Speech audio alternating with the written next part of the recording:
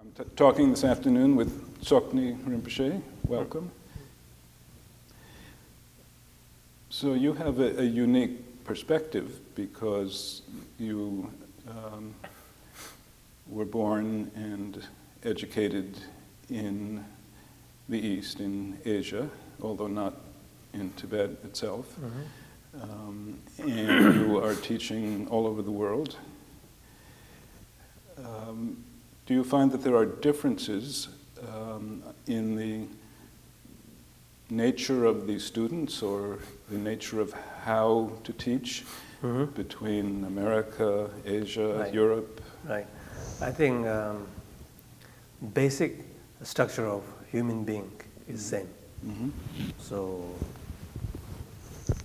I called the basic Buddha's teaching is penetrating on the root human problem, which is extreme ego and extreme attachment, jealousy, proud, ignorance, and out of that, so many other forms of problem starts. So I think the hub of the Buddha's teaching is to how to transform the root of human problem. Then above that, then it's really different. It's really shaped by conditions where you live. Tibet is different, and Tibet who brought up in India and Nepal are a little bit different. And European is a little different from America. America is a little bit different from South America. North America is a little different from South America. So there is a lot of flexible that also very interesting how to teach on that area. So can you give an example of how teaching, since you're now in America, Yeah, how so is that one of the different? big difference is if I teach in Asia, I have to teach so much to improve the cognitive aspect of the human mind. More organized, find more clarity, all these things. It's very disorganized there. Yes, So I have to sort of teach to make more organized their mind. But emotionally, they're quite well-being. They're quite okay. Yes. But when I come to this country, the cognitive is quite clear somehow. But the emotional part of the, you could call mind, or I usually call it subtle body. There's a gross body and a subtle body and the cognitive consciousness. So in the West, the subtle body is really messed up. Because of this messed up by subtle body, it influences cognitive thinking. So in order to make cognitive thinking correct, you have to do something with the subtle body, energy body. I call it energy body, subtle body, emotional body. You have to teach a lot on, relax the body, tension inside your body, let it go, open up, and find your basic well-being, warm heart, open heart. All these are very necessary here. And once this is clear, you found a good system in your subtle body, then thinking is very good. So this is a big difference on that. And do you have some insight into why the Westerners have so much trouble with My theory is that after Second World War, everyone trying to put energy into the education system. And this education system is based on material gain, sort of course, also some spiritual there, here and there, but to become doctor, to become lawyer, to become something, to become that, to become that. So in order to become that, we put so much sort of strong emphasis or put over stress on the children that on the children's mind, and you put subtle hope and fear into the children's mind that in order to get something, if you don't get your degree, then your life might not be good. Yes. And as a parents or other whoever around them, we really love to see that one day you become a great being, that you become a doctor, a lawyer, or whatever, I don't know, PhD. If not, it's okay, but so you give a very subtle message of our parents might disappoint if you don't do well. So that constantly subtle, like fear, entering into the children's mind. So because of that, they do very well. But at the same time, they lost the, I call, basic spark, which we all have from childhood. Like free, little bit chaotic, playfulness, humor. So they're slowly restricted by hope and fear in order to get something. If you don't send this hope and fear into the children's mind, they might not take so strong responsible. So we teach responsible together with very subtle hope and fear. Yes.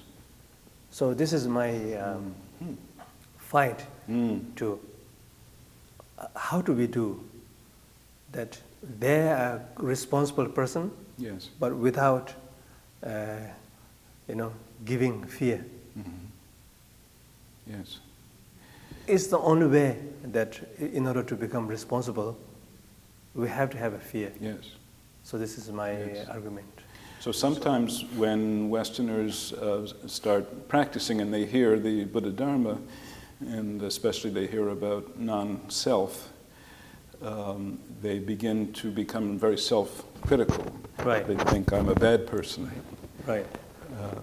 Right. So that's, I think, I think it's very important to check the person, whether that person is wounded heart or not. If that person is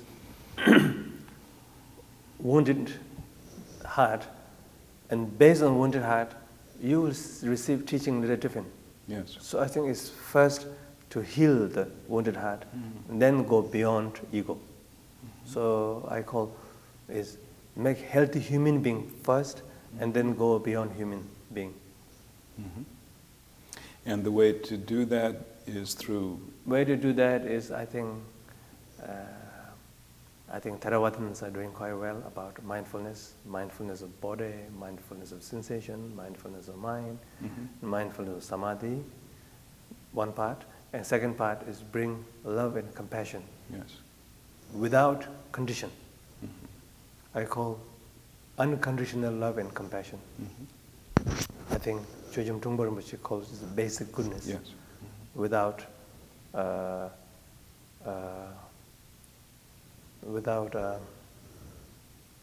approved by somebody else. You can find well-being inside of you. We build so much stuff and make it really solid, tight, all our system. So I think the first thing is deconstruct it. It's very important through mindfulness, through some kind of breathing, and find all knots or tightness and unnecessarily fear, all this sort of loosen up.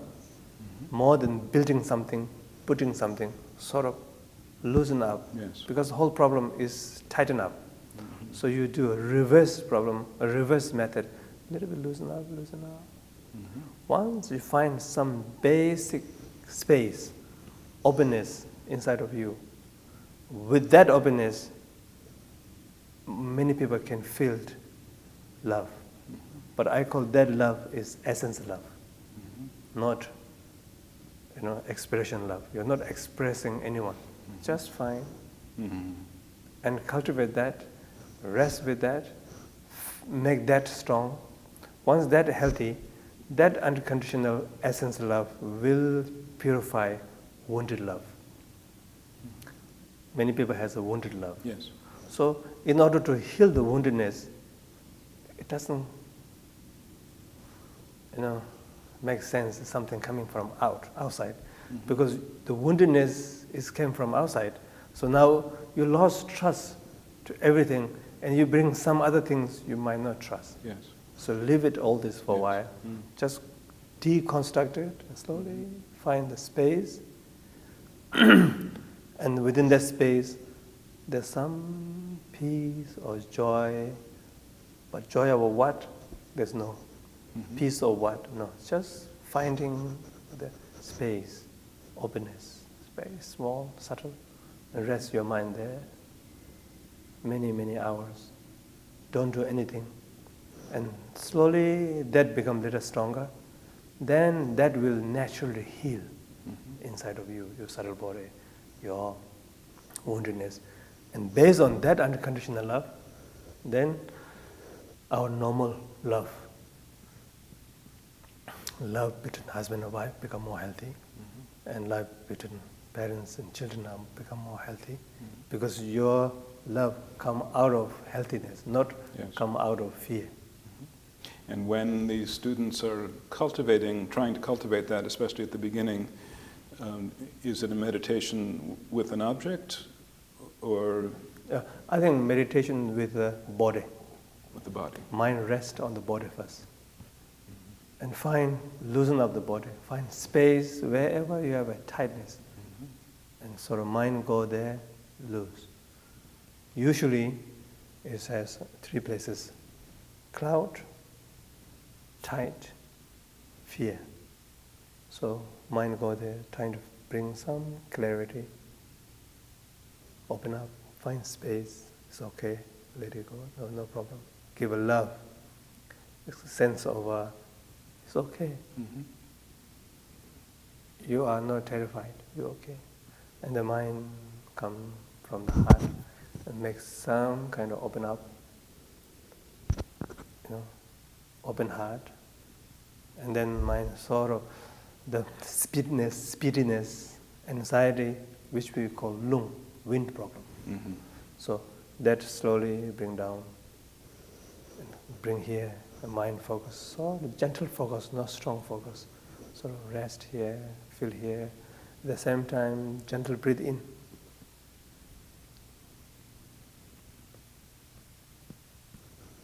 Loosen up, open up, sort of like speedy wind.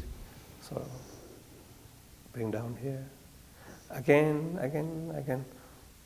By repeating this, suddenly you feel some lightness here, some sort of open here. So less cloud, more feeling, like feeling such as open, like little bit joy. Eyes become more, before you like this, eyes become more open, and you can look at to someone. You're not afraid of looking, and suddenly you feel some kind of guts here. I don't think so. I need to afraid so much. I think I'm okay. So based on that, again, then you feel very strong. You become very normal. And that's the point I call healthy human being. Then you teach really Dharma, renunciation, emptiness, egolessness. Otherwise, all this become threatened to them. Yes. And in your experience, how long does it take for a student to kind of settle down? Settle down, it will not take too long. But really settle down forever, it takes some time. Yes. So if the person put every day some effort, mindfulness, once it come down, like a relaxed, then in order to maintain is not so difficult. But many students, they found this, they're so happy, and they think they're completely healthy, and they go again, like all this hope and fear and so many things, and they're lost again. And here at the Garrison Institute, you are teaching from the Book of the Dead, you're teaching about Bardo. What do you see as the role of the more traditional ancient teachings and symbolism, visualization, mantra, mudra, all of that for Western practitioner? I'm not teaching all this. You're not? Yeah, I'm not teaching. I think I'm teaching the basic principle Uh-huh. of Bardo. Uh-huh. How to cope with the Bardo Mhm. and how to go through it. Mhm. And when you have a Bardo visions, how to liberate those things Mhm. and how to find your inner refuge as the nature of mind. I'm teaching those things. Uh-huh. Not so much the ritual. So you don't give your students a yidam practice or? Sometimes I give, but not in this Bardo. I see. Yeah. Sometimes I do Yidam retreat, more or less, empowerment retreat, Yes. devotion retreat. And so they come to different specific retreats, they come. All right, so maybe that can be the last question. You mentioned devotion, which is very important in the tradition, and is harder, I think, often for, is more difficult for many people who have grown up in this culture. Right. So how does that Happen? enter in? Yes. Okay, I think the best here in this country and human intelligence is quite high here. So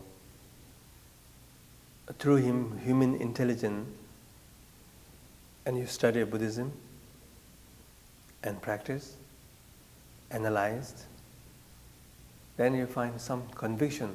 Okay, it makes sense. But this makes sense is in the concept level, Right. not in the experience level. Mhm. So then you more practice based on the conceptual understanding with this conviction, and one day you feel, wow, it works. I become more happier, I become more kind, I understand more things. So then the devotion starts. The devotion comes at the point when you have a appreciation grows to Dharma, Yes. to your understanding. Wow, good, wow, I love it. I really love it. Wow, it's so good. Emotional comes based on conviction of intellectual understanding. Now it becomes more experience. With that, there's an appreciation grows, and this appreciation is base of devotion. Then you really love the teaching, and then your own experience. Then you appreciate, wow, the lineage is very important. It didn't break down. It carries this, this holy Dharma, whatever you call it. Wow. Oh, I appreciate Sangha. Within the Sangha, I appreciate teachers. They still continue this tradition. It's so good. It eliminates many of my unnecessary suffering.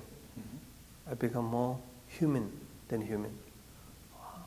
So then you grow, then teacher, then go up, then go to Buddha, so like that. So this is the right way of, actually, originally, this is the right way of approaching devotion. Comes by product of understanding of Dharma. But in Tibet, by birth, there's a holy Dharma, there's a good teacher, so many, and there's a Buddha, so naturally they can have devotion based on object. You grow up. By. Yes. In this country, you cannot develop devotion based on object unless you really see Mahasiddha. Then these people are ready. Mahasiddha means realized being. If you really met realized being, I'm sure, I think many Khyentse Rinpoche just came to the West, yes. and they see him, and devotion will grow. They don't know it's devotion or not, but actually it's devotion. Yes. So if you really want to teach how to devotion comes, this is the right way. Thank you. And last question. Last of last. Last of the last. This is a self-centered question. How do you find the Garrison Institute? Oh, yeah, I find it very, very useful, and I think it's very necessary, like this kind of place. The people can come, study, and they can take off from the busy life, and everything is good here. So they can, not only enjoying, but enjoying plus meaningful they Yes. can get. So I'm very happy. And there's many types of work in the world. Some work are harmful, some work are meaningful.